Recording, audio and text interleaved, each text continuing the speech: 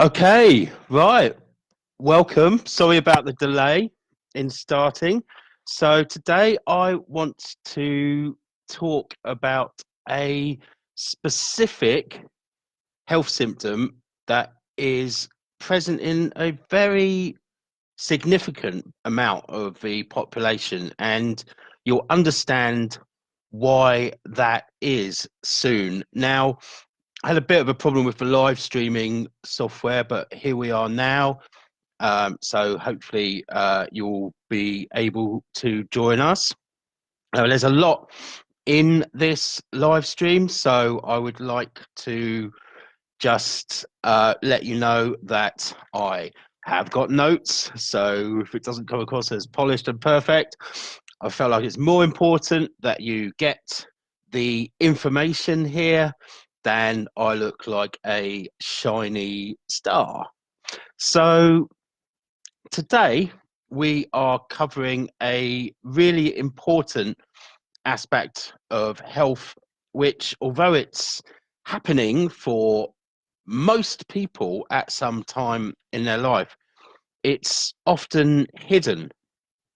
But this symptom, or this body process, in fact, as well as having its own effects on the body, it also can have the unpleasant effect, or seemingly unpleasant effect, of making many other health symptoms that people experience feel worse, appear to be worse, be bigger, be more painful, etc. And it can even, if it's not addressed, can stop other symptoms from going through their healing process and healing at all.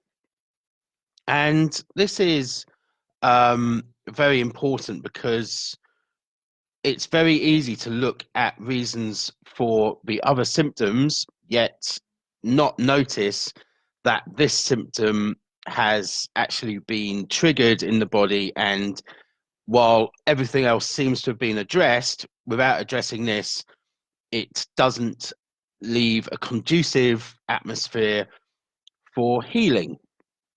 So in this live, I'm going to cover a lot. I'm going to cover what this symptom is, the effects that it can have, why it's so prevalent in our society, why it's such a big thing for people in the world these days, and what you can do to hopefully achieve some resolution in some way. Before I do that, I'd just like to share a bit of information about meta health. So I am, just want to talk about that. Yeah, there's a few people trying to join. I just need to invite some people in.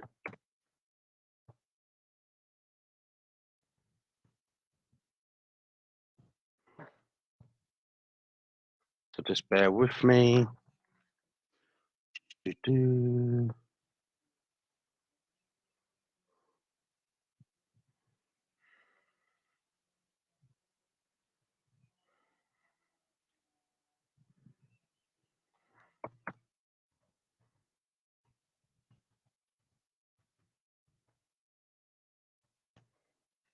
Okay. So I just do want to say that I will try and answer anything that comes up. And oh, hi, yeah, thanks for that, letting me know that. I'll try and answer questions, but I'm going to do it at the end because there's a lot of information here. If you've got a question at any time, then write it in. Any comments, write them in, and I'll either come to them during the live at the end, or I will get back to them when we in the comments after the live session. Anyone who writes anything in the next day or so, I will come back and comment on it. So Yeah, so I just quickly want to talk about meta health. Now, this is a philosophy of health that um, considers and has evidence for the body actually carrying out intelligent adaptations. So, any symptom that happens is an intelligent adaptation by the body, which is trying to resolve a specific situation, whether that's events, life patterns, belief systems, current habits, whatever. So it's your body effectively shouting at you through symptoms of things it wasn't able to resolve at the time. Unlike the Newtonian mainstream medical view of the body, where the body has gone wrong. If something's happened, it means the body has gone wrong. We don't view that at all. It's that the body is trying to carry out an intelligent adaptation, a specific adaptation to specific life events, themes, and belief systems. And once you understand what the body's trying to do with these symptoms, then whether they're physical or mental symptoms, you can use this knowledge to heal, not only heal yourself, but also heal your life. So become more in line with yourself, understand more about who you are and what you want, rather than the conditioning of the life that you should or ought to have. And the cool thing about meta health is that it really gives you choice. It's not about a prescriptive, you have to use this therapy or do this or this particular kind of diet. There's many different roads, so people can take any route to health that fits in, so long as they are resolving the physical level, the energetic level, the emotional level, the spiritual level, and the mental level. So it's a totally holistic viewpoint. It could be lifestyle changes, could be emotional resolution of patterns being deeply helpful, nutrition, the right nutrition for you, and that can change depending on where you are in different processes. Um, Medicine as well. So whether that is mainstream medicine or herbal medicine or whatever it is. So whatever symptom treatments are valuable to support you in moving through your healing process, it's all valid. There's lots of ways that you can heal. And we're looking at an integrated approach. So you aren't just looking at mainstream or holistic. It's the idea is that we will be bringing the best of whatever modalities and medicines together to provide a fantastic sort of healing way forwards. So, hi to everyone who's joining at the moment. Please give us a shout, a comment, a like, a love, a laugh, an angry, whatever. And I will answer all questions at the end, either on the video or in the comment stream. Okay, so now I'm going to tell you the specific body tissue that is being healed, that's being triggered and making other symptoms appear to be worse. And it's something called the kidney collecting tubules, or the KCTs. Now, if you've never heard of this, I'm not surprised, because I hadn't either until I started studying meta health a few years ago. But when this symptom is triggered, it can really cause a lot of impact on your body. And I'm going to go into what the kidney collecting tubules are in a bit, and what they're trying to do, and what the intelligent reason for them is. But some of the examples of things that can be caused or made worse, or made feel worse, by the kidney collecting tubules being triggered are weight. So if you feel like you're holding excess weight, maybe been trying to lose weight with diet and exercise, etc., but it's not working no matter what. It would be about holding on to that excess weight through water retention and also fat retention. Any swellings, anything that's got swelling or inflammation. So, for example, conditions such as gout and rheumatoid arthritis, they will be made worse. The symptoms will feel stronger due to the interaction of those body symptoms and this body symptom, more water, more pressure in the swelling.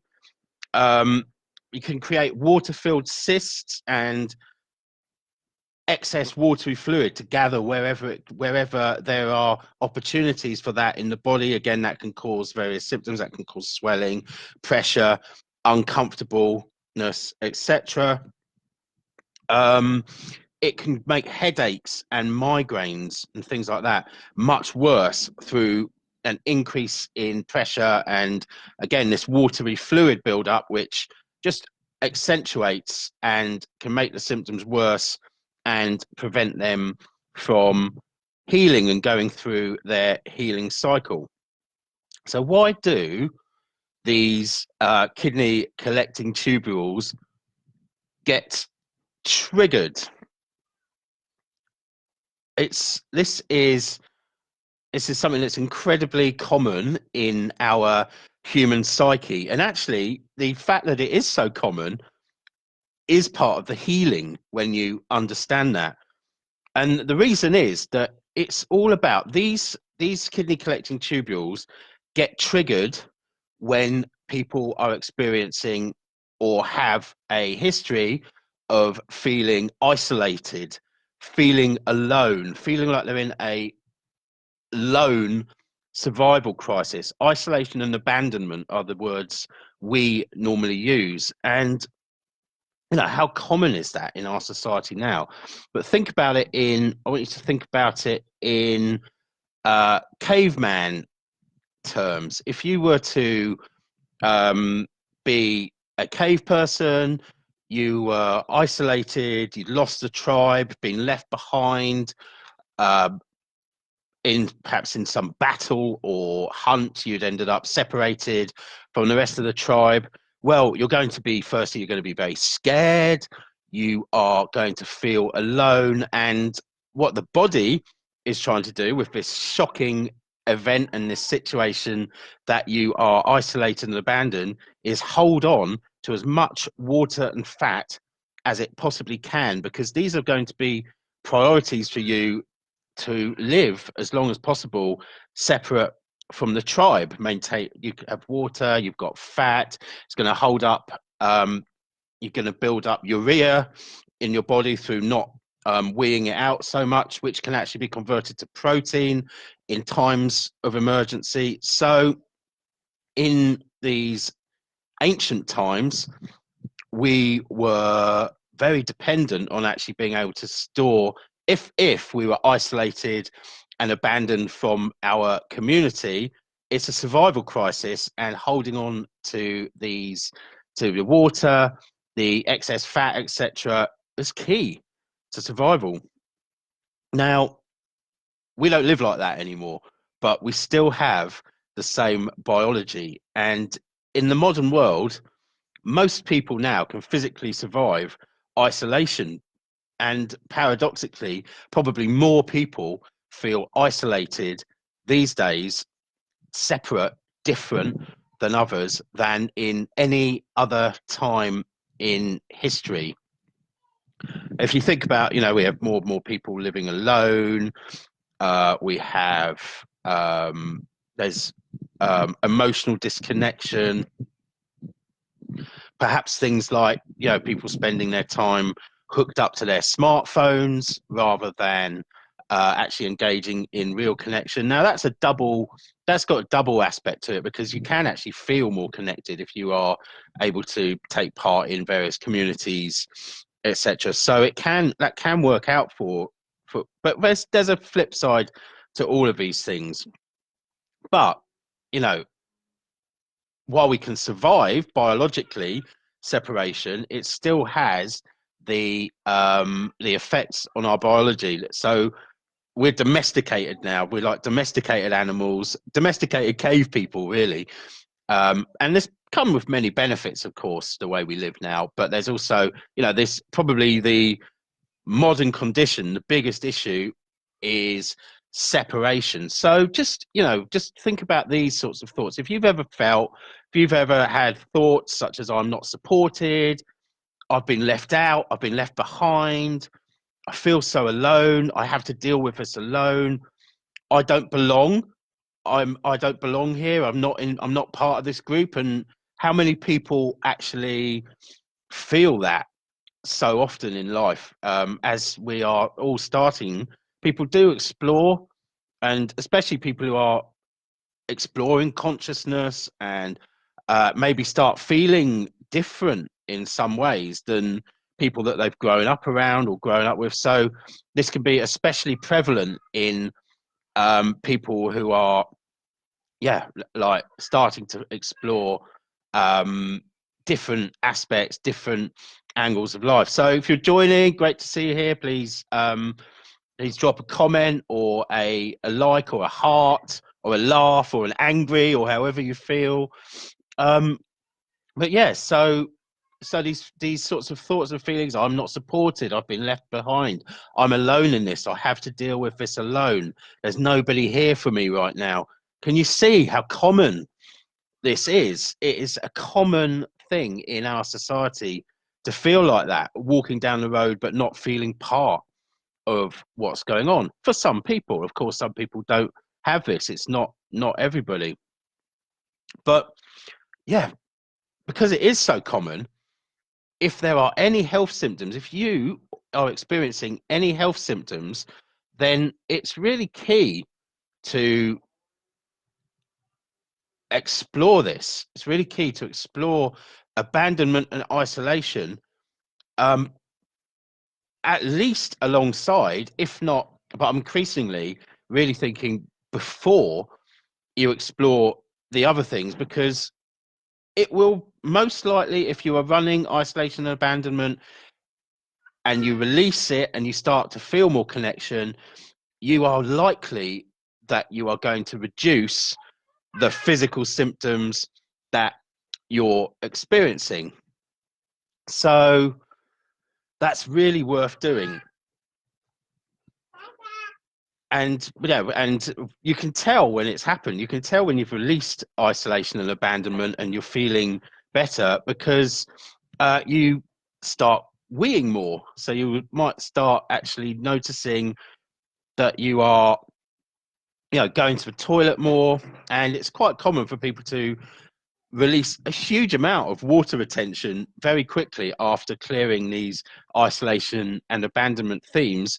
So their body no longer needs to hold on to that excess water, or their perception is they're no longer in danger of a starvation conflict due to being isolated and abandoned by the tribe. So they can and there's lots of benefits to releasing this water. At the same time, drinking a lot of water as well, which will make the process better, because that, and what will happen is you're going to release a lot of the toxins which have been stored in the body, things like stress hormones, urea, and other toxins which you would normally release when you go for a wee, but they aren't being released because you're not going as much and storing more of this stuff, and also storing it in body fat as well. Body fat holds a lot of toxins, and releasing it is really key.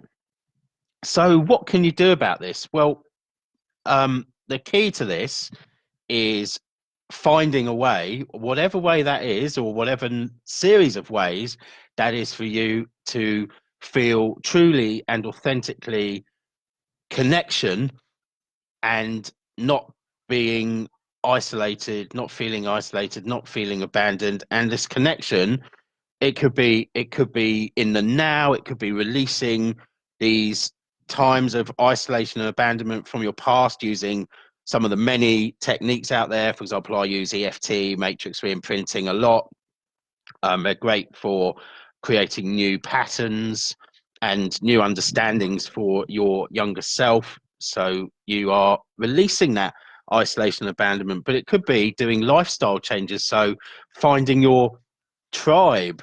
And one of the things that I often recommend to people is actually looking on something called meetup.com. If you've got Meetup running in your area, you might find people doing things that you feel aligned to. So yeah, so whatever it is that you feel, however you feel connection, could be making peace with friends or family members that you might have fallen out with or something like that.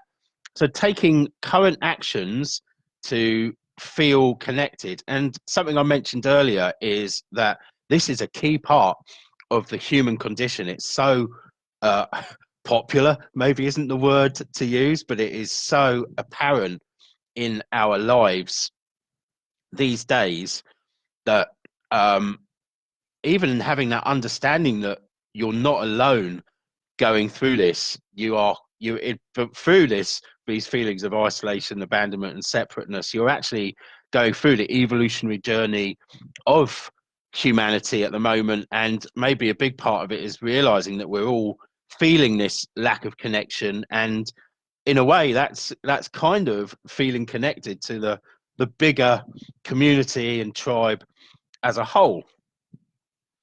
So, just one thing I want to mention because I talked about it and I think it's important is that there are some things that you might be doing which could actually be counterproductive to resolving this problem. And this is especially for people who are trying to maybe lose weight or detox. It could be to do with weight loss, or it might be detoxing because of what other health conditions, and that is not to do anything that feels like it's actually causing more starvation or stress on the body. So common and popular, and for good reasons, because there are very good reasons to do it, but not if you're running isolation and abandonment, is fasting. So detoxing or resetting the body via some form of fasting. But just think what fasting is doing. Fasting is actually, it's showing the body that there is a lack of food. So the subconscious and the body reflexes are picking up a lack of food, maybe a lack of water. And so that is only going to increase the um, the body's fear, isolation, abandonment, survival, existence mechanism, and actually having a requirement for this to continue longer. So fasting and that kind of extreme thing, while they are good in many situations, they can be very useful for at the right time. If you're running isolation abandonment, they are counterproductive to what you're trying to achieve, because you'll end up, if your KCTs are triggered, you're going to end up holding on to more toxins in the retained water and retained fat. You're not going to be able to clear the level of water and clear the body and have the benefits of the fasting process. So that's really worth bearing in mind. Now, the other thing that I think really key is clearing past events, beliefs, behavior patterns. So anyone, if and this is the same for any health condition, is finding and releasing the emotionally charged events, limiting beliefs, and emotional blocks that have built up as through your life story, really, through your conditioning, through your domestication, that you can now release to become a more free, happy version of yourself. So not only is it healing, you also become more in line with who you are and able to live a more awesome life. So so examples, I mean, there's many examples of people feeling emotionally detached. I come across this all the time, that people and not really through this is I'm not talking necessarily about um, abuse, like people being significantly abused or anything like that, but they just grew up in families where their physical needs were met, but because of their own traumas or their own life patterns, for whatever, parents are are emotionally detached from the children, so it feels isolating, even though there's food on the table, probably the love is there, but the parents not, because of their upbringing, their conditioning, etc., not being able to show that love and that connection. So this is very common, and again, another point of potential connection within the world. So belief systems, there could any belief systems about having to do it on your own. Um, you've got to be in it for yourself. These kinds of things, which are about, really isolation, abandonment, and the specific events, which can be tiny little things from your past. A very small child not feeling connected. A funny look in mum's eye when she turned around and looked at you when you were 2 years old that you hadn't seen before, that made you feel unlovable in that moment, which mum probably didn't mean it at all. She was stressed about something, and when you came over to us, she looked at you, not really conscious of what she was doing, but in that moment it creates an energetic seed of a belief system that you are that you're alone. So being not being picked for the sports team at school could be an example. Not being part of the cool gang. um so many. Leaving home and being in your new flat for the first time, and really having looking forward to that, but then something happens and you truly feel alone, um, feeling isolated.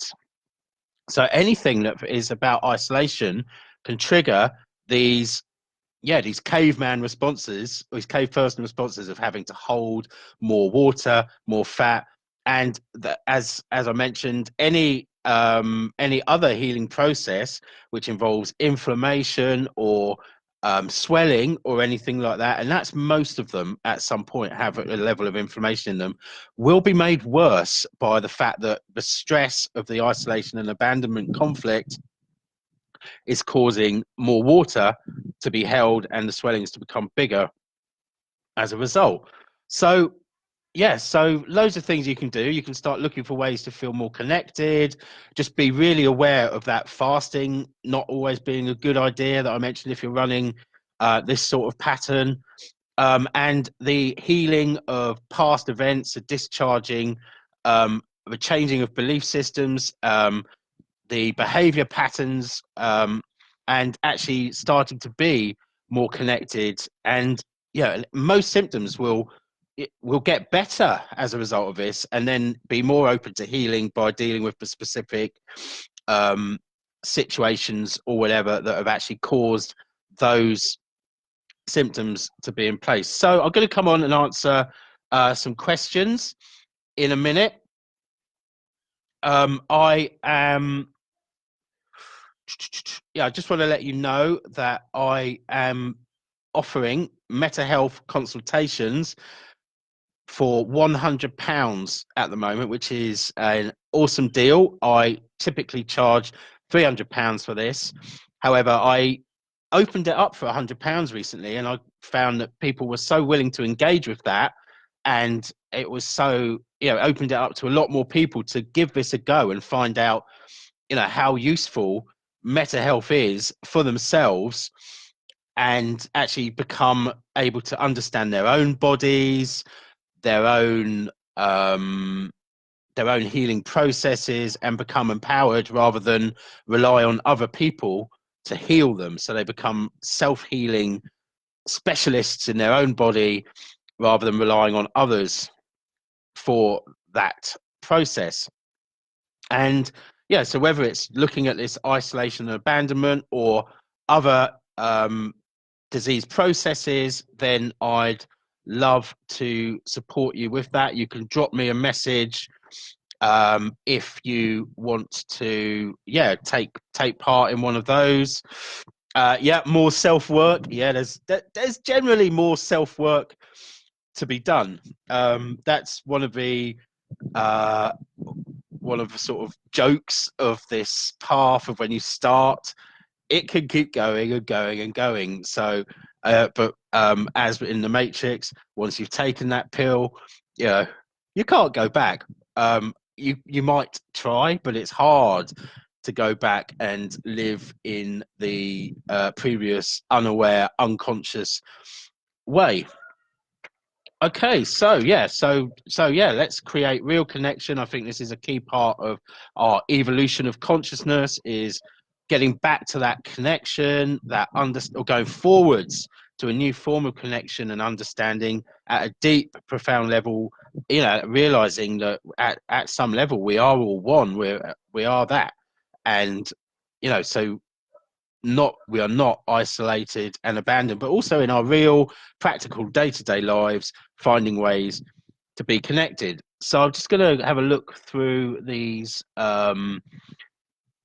comments. Okay, so abandoned.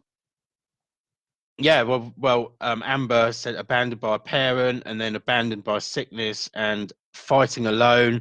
So yeah, I mean, there's a lot of abandonment there, and the pattern can keep coming to show you different levels of abandonment until you go into the connection. And the other point there is fighting, and this is something that we're conditioned into, fighting illness like it's a battle between us and the bugs, the dreaded bugs, or whatever it is. Well, actually, the perception that I want to encourage or invite you to consider here is that it's not a fight, because what are you fighting?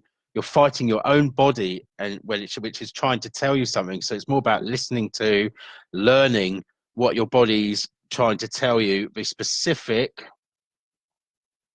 emotional responses, the adaptations, and once you've learned from them, then you can become more enabled to not only transform the symptoms, but also transform your life. So love a few more hearts, likes, laughs, or however you want to comment. That'd be great. Blast them up. And if you've got any more questions, then type them in now. If you're watching this after the fact, then I'm very happy to answer any questions that you've got on this. And just like to remind you of the offer of a mental health consultation, where you can really start to become the expert in your own body and its responses, and learn how to heal yourself.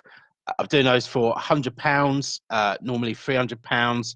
So really good opportunity to try this stuff out, see whether it is working for you. So I think we've got another question. Okay, right, yeah. So how about feeling like you're not actually related, like no need for them? Well, that's certainly something that you can explore. I think it's the emotions around that, and and if there is a feeling of separation there, I expect there's probably some feelings of separation far back, which have probably led, perhaps that belief and that feeling is a some part of it is actually a survival mechanism. Milton Erickson said every problem now was once a solution. So the patterns that we've created, they all solved something for us. And by understanding what that was, it doesn't mean that you're then going to necessarily change your responses in the now, but by releasing the old pattern, then you open up for the healing. So everybody's different, everyone experiences things in a different way, but we've also got similarities in the way that we experience things. So I hope that answered the question. Like I said, I'm very happy to answer any more. Just go for another 30 seconds or so. If anyone's got a question, drop it in.